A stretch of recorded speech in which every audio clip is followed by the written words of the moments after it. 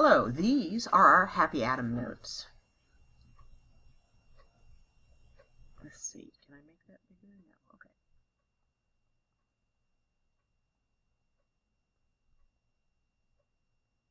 No, okay. First thing we're going to do is look at the 8 families. First family is the alkali family.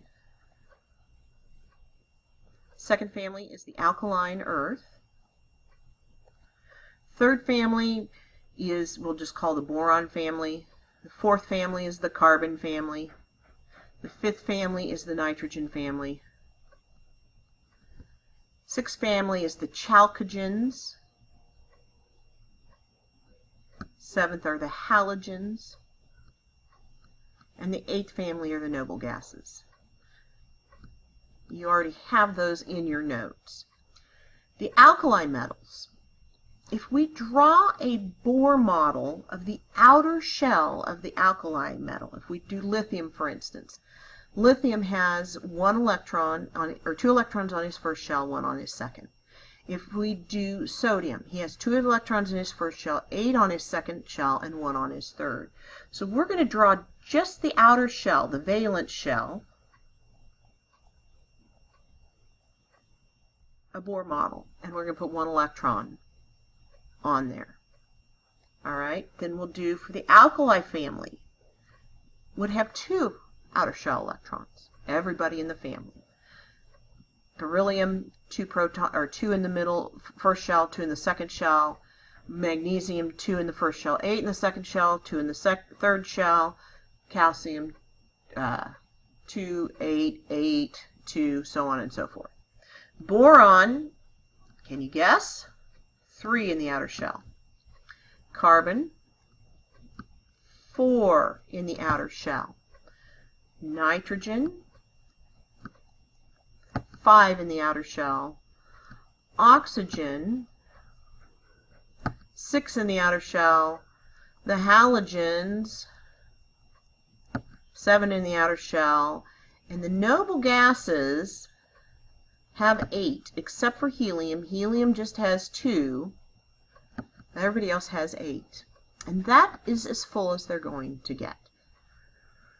So, why do I call this happy atoms? Well, we're going to talk about what atoms' fondest desires are. And their fondest desire is to have a full outer shell of electrons. The outermost shell can hold 8. All right? And the noble gases are all unreactive because they have 8 outer shell electrons, and they don't need any more electrons. Everybody else, it's all about, can I get more electrons or can I lose electrons? So let's start with the alkali family. If I have 1 outer shell electron here, what am I going to do to gain a full shell? Well, if I'm sodium, I have 2 in the first shell, 8 in the second, 1 in the third.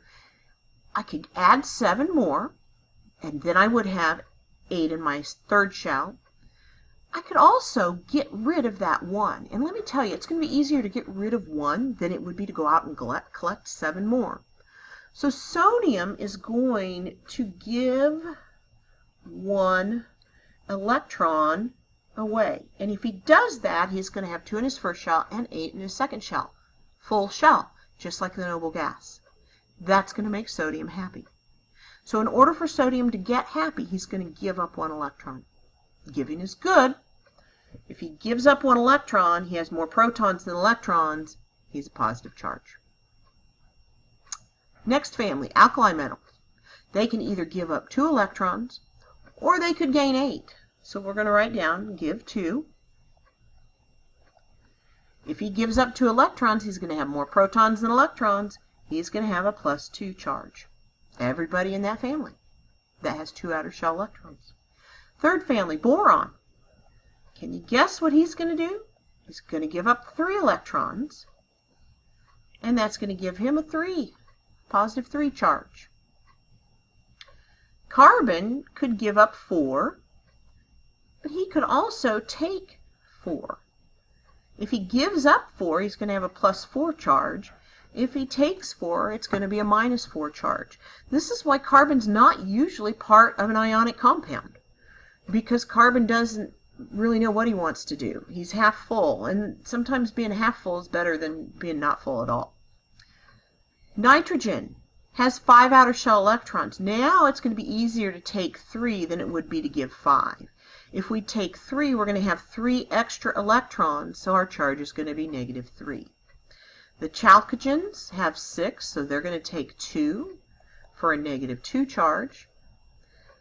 The halogens have 7, so they're going to take 1 for the -1 charge. And the noble gases do nothing because they're already happy, because they have full shells.